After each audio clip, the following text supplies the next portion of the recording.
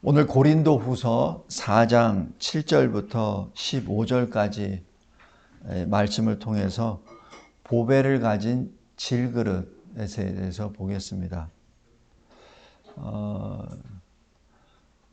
제가 전에 이 웨스트민스터에서 이 공부할 때 한 교수님이 성경을 외우라고 한 부분이 있었어요.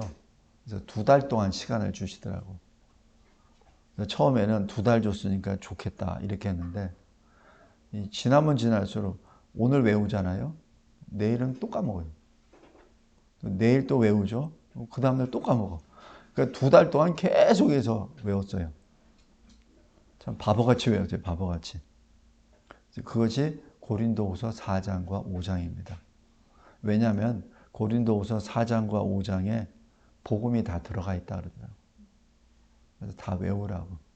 그래서 여기 쉼표, 맞춤표까지, 대문자, 소문자 그것까지.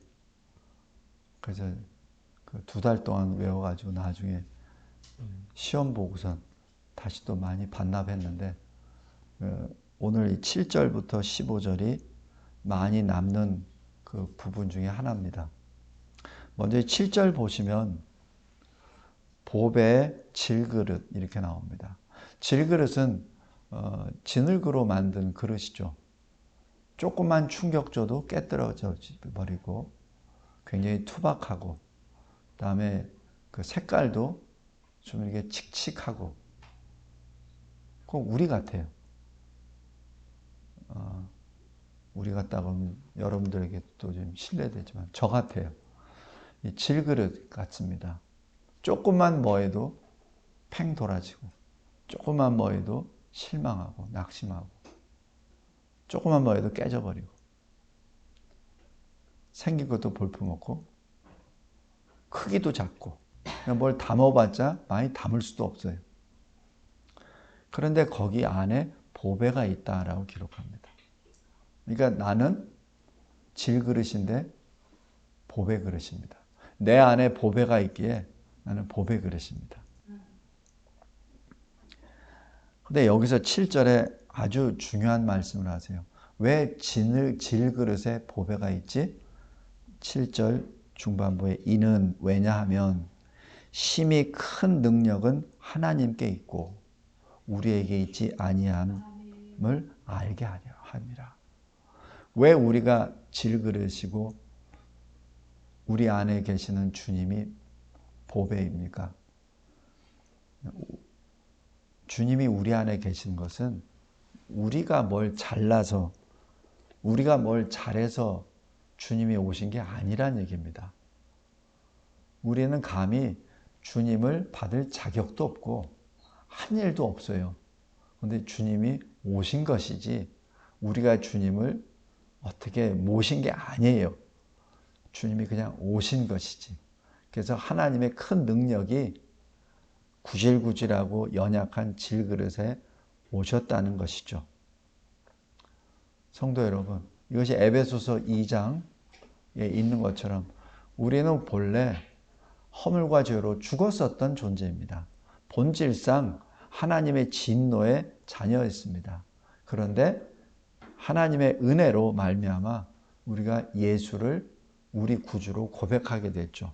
예수를 구주로 고백했다는 것이 다른 말로 우리 그릇에, 질그릇에 예수님이 계신다는 것이죠.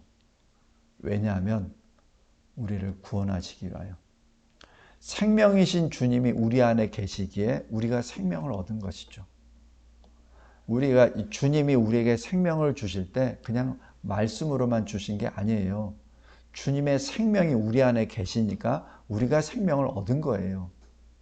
우린 죽었잖아요. 근데 살아났습니다. 왜 살아났냐면 주님이 나에게 들어오셨으니까. 그죠? 들어오셨으니까 내가 산 거예요.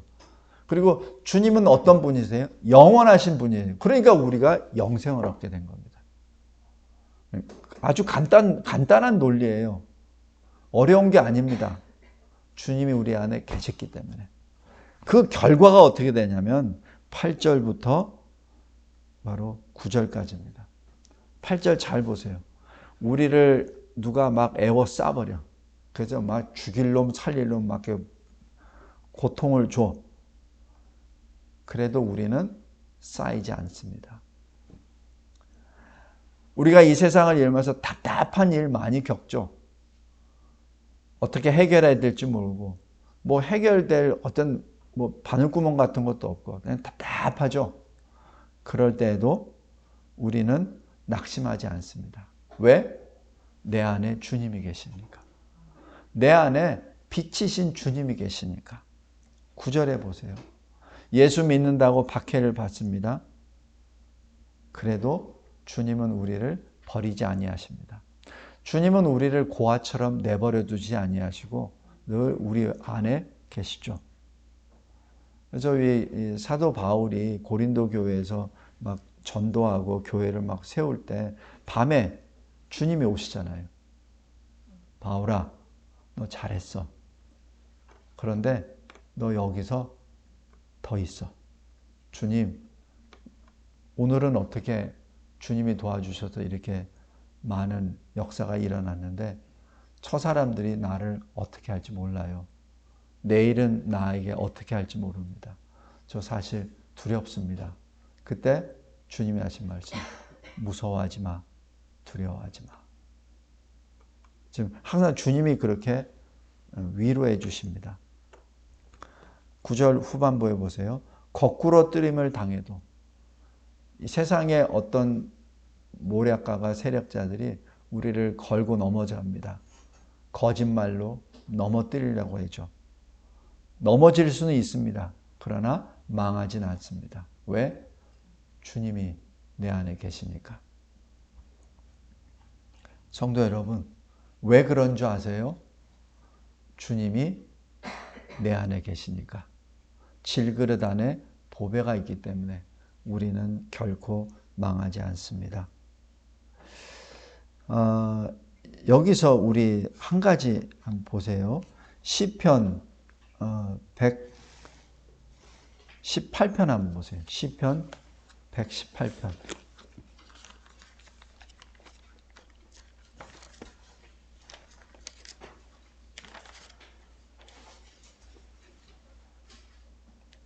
시편 118편 6절 7절 말씀 보겠습니다. 항상 이 본문이 저에겐 큰 위로가 됩니다. 여호와는 내 편이시라. 이게 얼마나 큰 위로인지 아세요? 특별히 거짓말로 공경에 빠져서 내가 뭘 변론을 할 수도 없을 때, 뭐 아무런 뭐 대책도 없을 때, 그때 이 말씀입니다. 여호와는 내 편이시라. 내가 두려워하지 아니하리니 사람이 내게 어찌할까? 굉장히 담대해집니다. 이 한마디가 여호와는 내 편이시라. 그러면서 7절에 보세요. 여호와께서 내 편이 되사 나를 돕는 자들 중에 계시니 이렇습니다. 여호와가 어디에 계신다고요? 나를 돕는 자들 가운데 계신다고 하죠. 그러니까 하나님은 제가 때로는 이렇게 좀 하나님한테 푸념한다 그랬잖아요. 하나님, 아브라함처럼 바울처럼 뭐 다니엘처럼 저한테도 좀 이렇게 좀 보여주세요. 직접 저한테 좀 나타내 주셔서 이렇게 하라 저렇게 하라 좀 말씀 좀 해주세요. 아브라함이 100세가 다 됐을 때 직접 하나님이 오셨잖아요. 저한테도 직접 와주세요. 그런 게도 가끔가다 하거든요. 근데 하나님이 이 7절 말씀을 통해서 이렇게 저한테 알려주십니다. 그래, 내가 너한테 갔었잖아. 내가 도왔잖아. 너 모르니? 너를 돕는 자들 기억하니? 너를 도왔던 그 사람 너 생각나니? 내가 그들을 통해 너를 도와주었거든. 성도 여러분, 우리는 때로는 하나님이 직접 나에게 어떤 일을 해주시기를 원할 때가 종종 있어요. 근데 하나님은 말씀하십니다. 너 가만히 잘 봐봐. 너를 돕는 자 중에 내가 있었어. 하나님은 하나님의 사람을 통해서 하나님의 사람을 도우십니다.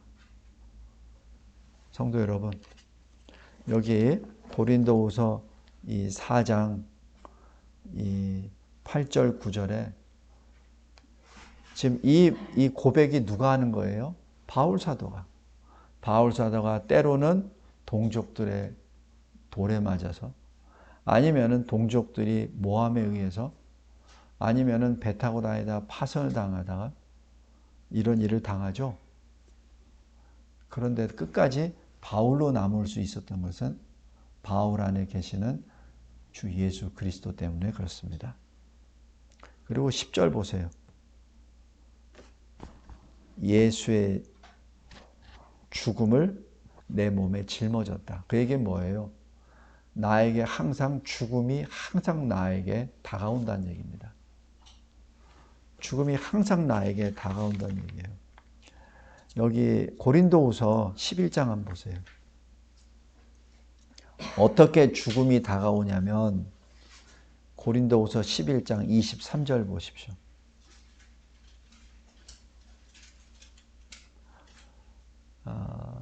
내가 수고를 넘치도록 하고 옥에 갇히기도 더 많이 하고 매도 수없이 맞고 여러 번 죽을 뻔하였으니. 지금 누구 말을 하는 거예요? 자기 말하는 거예요. 그 다음에 24절.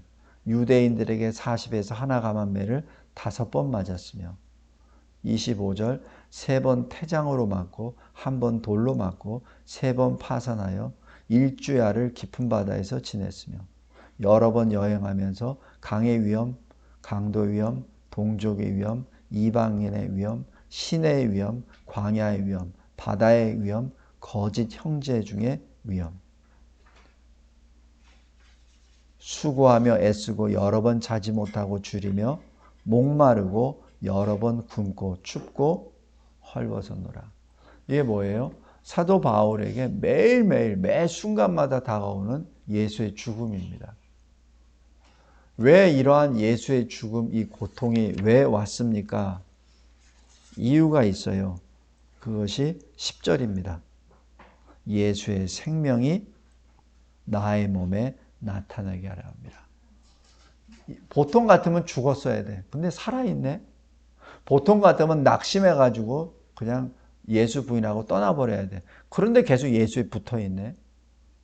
보통 같으면 소망을 다 잃어버리고 그냥 자포자기로 걸었는데, 그런데 소망도 잃지도 않고 계속 예수를 부르네. 왜? 예수의 생명이 바울에게 나타나기 때문에 그렇습니다.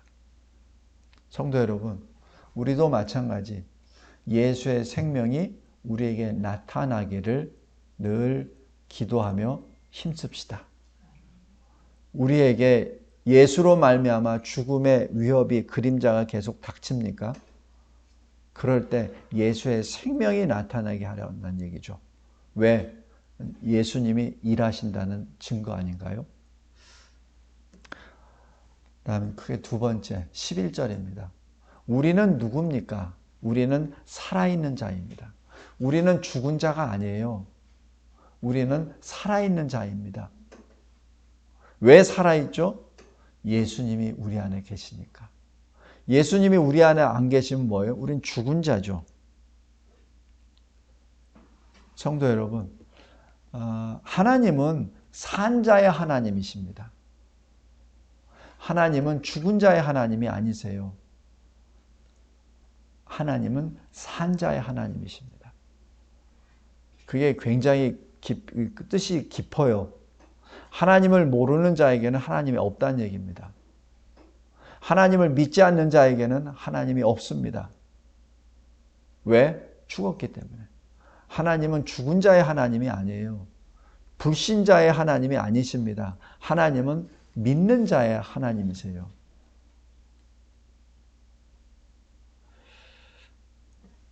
종종들 말하죠. 하나님은 잔인하시다. 왜 믿지 않는 사람들은 다 그렇게 죽이십니까? 그건 죽이시는 게 아니라 죽은 사람들을 그냥 시체 처리하는 거예요. 믿지 않는 자는 이미 심판이 이미 임한 것이에요. 산 자를 죽이신 것이 아니라 죽은 자를 시체 처리하는 겁니다. 노아 홍수 심판 때에도 왜 8명만 방주에 탔죠? 살았으니까 8명 방주에 타지. 딴 사람들은 다 죽은 거예요. 그러니까 이 노아 홍수로 시체 처리한 것이지 그들을 죽이신 게 아니에요. 우리 그것을 분명히 알아야 됩니다. 11절 말씀. 우리는 살아있는 자입니다. 그래서 우리가 살아계신 하나님을 부르짖으며 예배드리는 것이 바로 우리가 살아있기 때문에 그렇습니다. 그걸 다른 말로 그리스도 안에서 새로운 피조물이라 이렇게 부릅니다. 마지막. 그래서 우리는 어떻게 하죠? 13절부터 15절까지입니다. 우리는 믿음으로 삽니다. 우리가 예수께서 우리 안에 계신다는 것을, 내가 예수를 위하여 살고 죽는다는 것을 어떻게 표현하죠? 우리 갈라디아서 2장 한번 보세요. 갈라디아서 2장.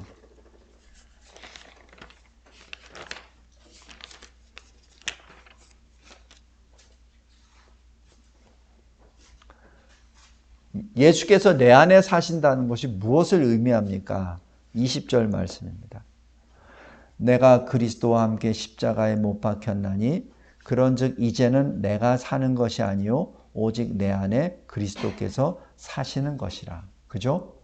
내 안에 그리스도께서 사신다. 내가 사는 것이 아니라 그리스도께서 사신다는 것이 무엇을 의미하냐면, 이제 내가 육체 가운데 사는 것은 나를 사랑하사 나를 위하여 자기 자신을 버리신 하나님의 아들을 믿는 믿음 안에서 사는 것이라.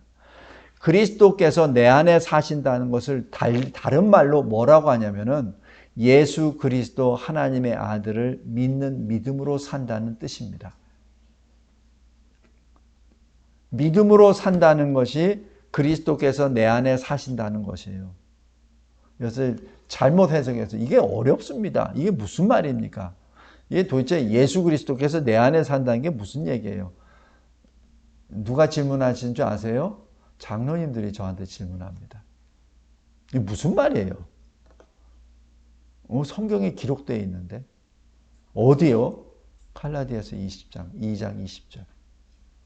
그리스도께서 내 안에 계신다는 것이 내가 그리스도 예수를 하나님의 아들로, 그리고 나를 위하여 십자가에 달려 죽으시고 부활하셨다는 것을 믿는 믿음으로 사는 것이 내 안에 그리스도께서 사신다는 겁니다. 말씀을 맺겠습니다. 성도 여러분, 늘 이 말씀을 늘 기억하며 승리하시기 바랍니다. 이사야서 46장 보세요.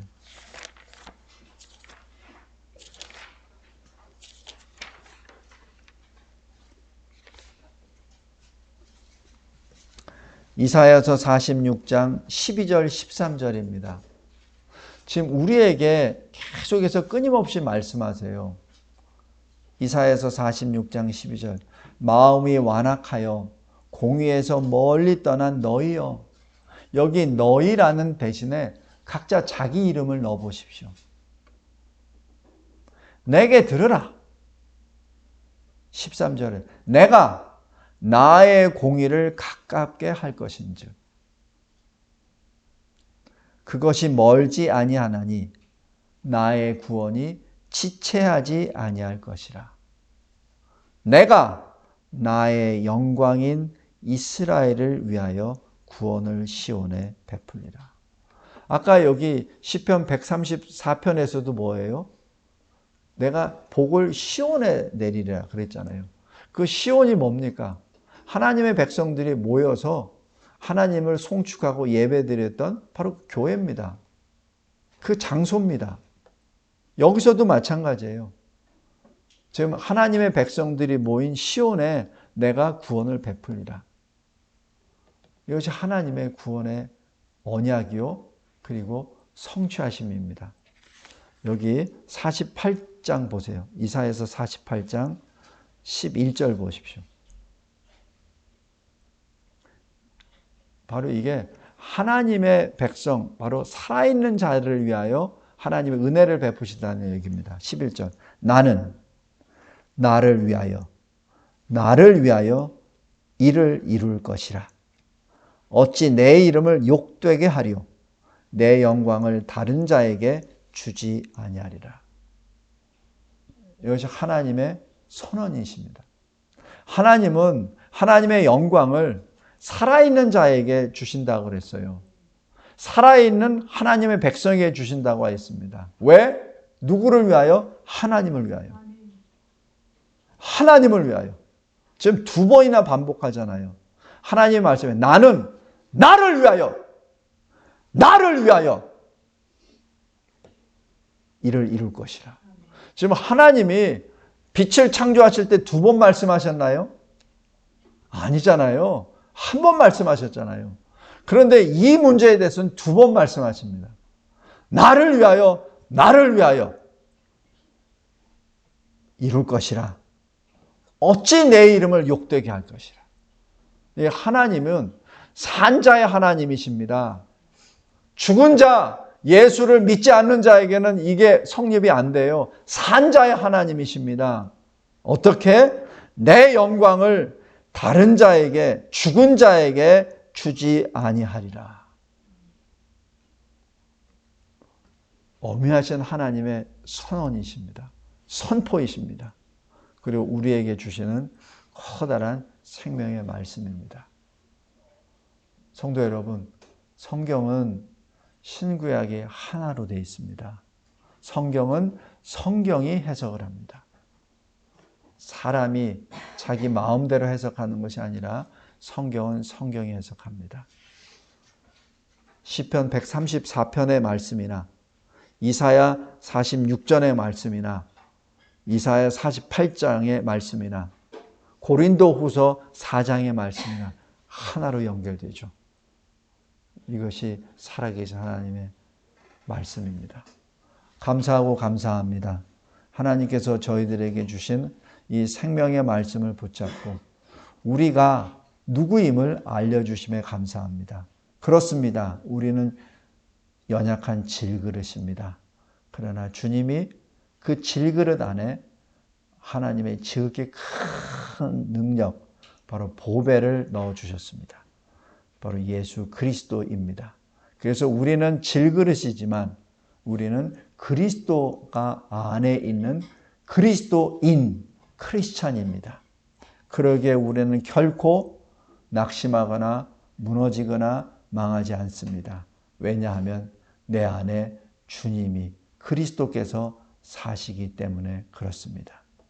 주님, 이 믿음으로 생각하고 말하고 행함으로 이 마지막 때 주의 참된 백성 되게 해주심에 감사합니다. 이 믿음 끝까지 지키며 주 예수 그리스도 다시 강림하실 그날까지 그 믿음을 끝까지 지키는, 그리하여 주의 찬송이 되는 우리 모두가 되게 하옵소서. 예수 그리스도의 이름으로 기도드리옵나이다. 아멘.